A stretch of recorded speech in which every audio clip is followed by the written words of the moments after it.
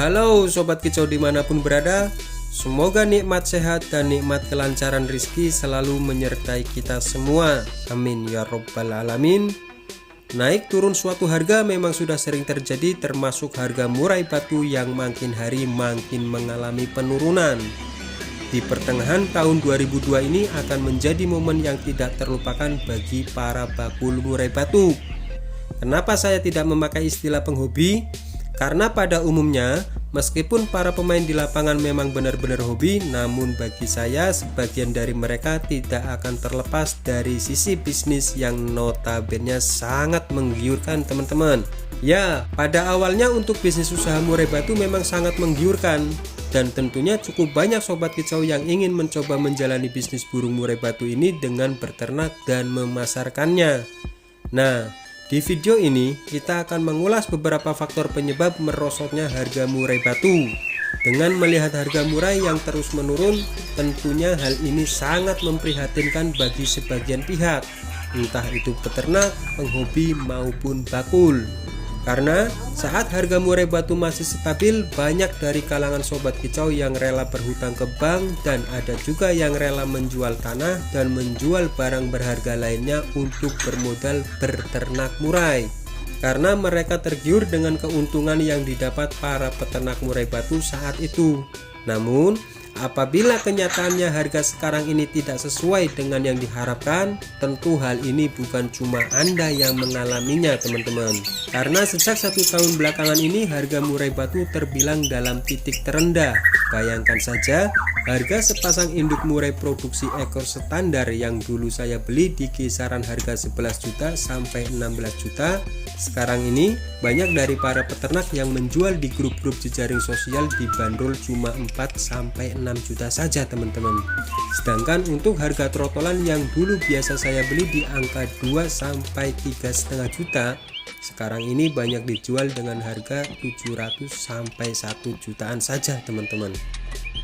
Tentu hal ini bagi para pemain lama mungkin tidak terlalu pusing dengan keadaan saat ini, karena mereka sudah banyak meraup keuntungan dari bisnis berternak burung kicauan ini. Tetapi bagi para pemula yang bermodal pas-pasan dan hanya berbekal nekat, tentu sangat galau dengan keadaan harga murai batu sekarang ini. Terus apa sih penyebab harga murai batu turun? Yang pertama, stok melimpah permintaan sedikit teman-teman.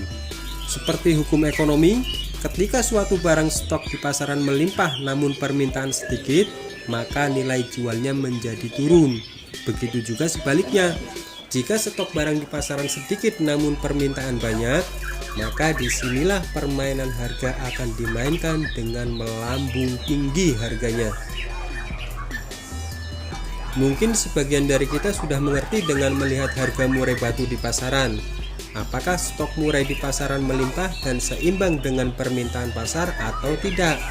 Namun, nyatanya permintaan dan stok pasar murai batu masih seimbang, di mana permintaan pasar masih tetap banyak. Akan tetapi meskipun permintaan pasar dan stok murai di pasaran sama-sama banyak, belum bisa membuat harga burung ini menjadi stabil kembali teman-teman. Dan kasus ini juga pernah terjadi pada burung kenari dan lovebird. Penyebab utama hancurnya harga kedua burung ini sudah pasti stok melimpah.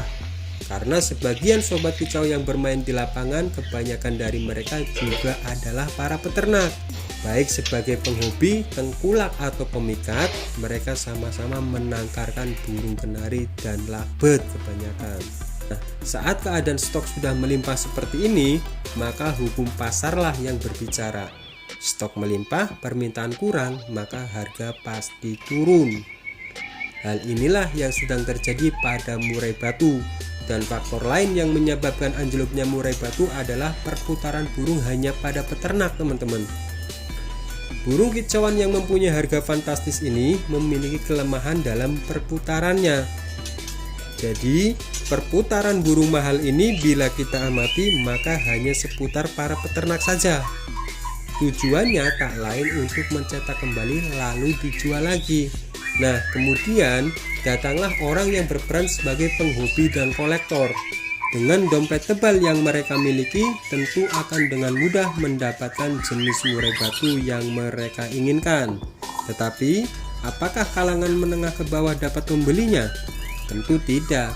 Sekarang saat semua peternak, penghobi dan kolektor sudah memiliki dan mereka juga menangkarnya, tentu karena ada nilai bisnis besar di dalamnya, lalu ke siapa lagi hasil ternakan mereka akan jual? Dari sinilah awal terjadinya perang harga, teman-teman.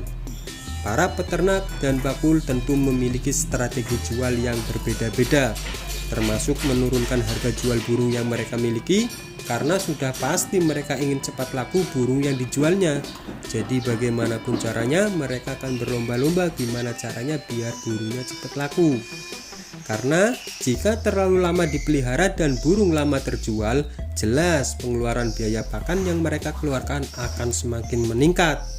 Dan nyatanya menurunkan harga jual memang sangat efektif untuk menjual murai batu.